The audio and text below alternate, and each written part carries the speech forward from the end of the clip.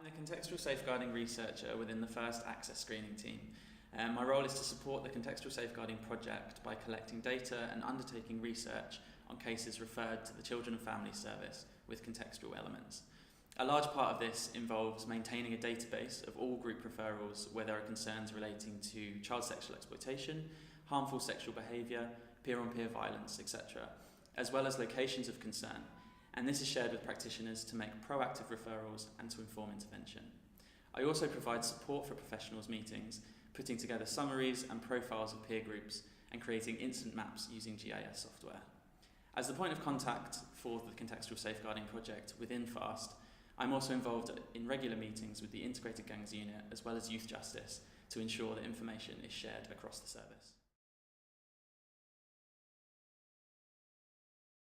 The most notable impact of the work that FAST has been doing to support the project is the development of specific processes and best practice that weren't in place before the project started. We're far more aware now of group referrals, and a lot of emphasis is now on the associations of children who are being referred and the locations of concern.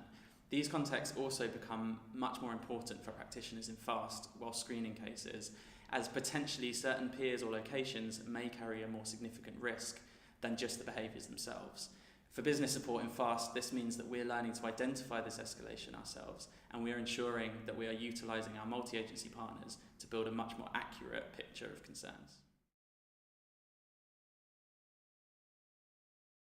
Most of the challenges that FAST have faced so far during the project stem from the way that information is recorded on our IT systems, as they were not built with the consideration of contextual safeguarding. The way in which we currently process contacts and referrals through our case management system does not allow the recording of peer groups or locations data, for example. This information is absolutely key, and ensuring that it is recorded properly has become a real focus of my role and the role of FAST in general. Being a multi-agency team, challenges have also come in the way that this information is collected from our partners and external agencies, where before we may have received a police report for a child arrested in a group, for example, details of other children involved may not have been fully researched or even taken by the police officer. And so there's a real push since we started developing this database to engage with all agencies who refer, so police, gangs, school, etc., to make sure that at the point of referral, all the information is provided so that practitioners who are screening the cases can be aware of any contextual concerns.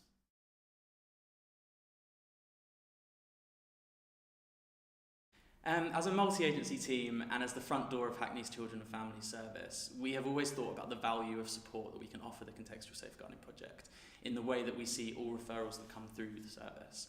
and the close relationships that we have with our partners. I think our greatest success comes from the further development of these relationships, particularly with the Gangs Unit and Youth Justice,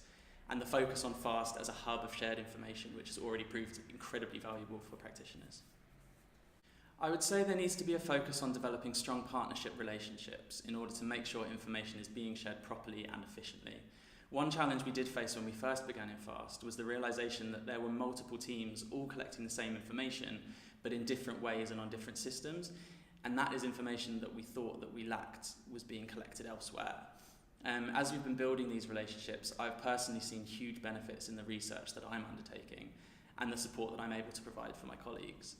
The way in which systems and databases are utilised is also hugely important to developing a contextual approach. As I mentioned earlier, one of our main challenges has been with the way in which things that we are looking to record, such as peer groups and locations data, has never been a priority before, and so that we've had to find workarounds in the way that we collect and centralise all of this data. Embedding this in our case management system is currently ongoing, and it's one of our biggest priorities, and I think it's essential for a team to work efficiently when collecting this contextual data.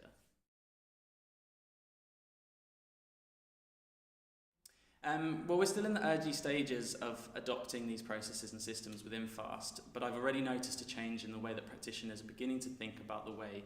and the wider context of children and the families that they're working with.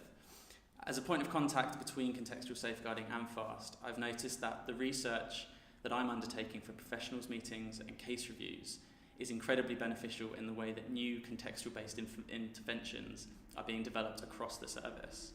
Having a wider understanding of the external, extra-familial concerns faced by children in Hackney has already allowed practitioners to tailor interventions and also promoting better working relationships with services, as well as external agencies. The aim is that what we're developing here in FAST will become embedded in general practice as a way of providing regular updates across the service and building a picture of the risks and concerns faced by Hackney's children.